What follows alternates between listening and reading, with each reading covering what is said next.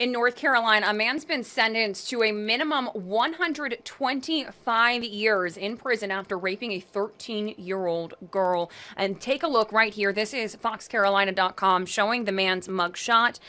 We are told by officials that this man was convicted for a second time on the same charges after raping a 13-year-old. Officials say 53-year-old Michael Johnson, who is this man who you see right here, was in a relationship with a woman in 2020 who had two minor children. We are told by officials that the woman and her children, a son and a 13-year-old daughter, moved in with Johnson, and that woman knew Johnson was a convicted child molester. Again, this is all according to officials. Well, following an investigation, it was determined shortly after the move that Johnson started inappropriately touching and some inappropriate behavior toward that 13-year-old daughter while the mother was out of the home.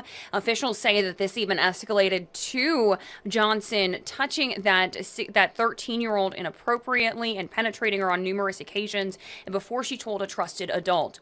Officials say that the 13-year-old told her surrogate grandfather, who reported the abuse to law enforcement, and Johnson was then charged and arrested for 5 counts of statutory rape of a minor under 15 years old. And the teen girl, who's now 17, testified in court that Johnson would send her mother to the store and then rape her. Well, another victim who says she was also raped by Johnson as a young girl several decades prior to this current offense also testified. And that victim mentioned a similar scenario as the first victim, saying that Johnson would isolate her from her mom and rape her.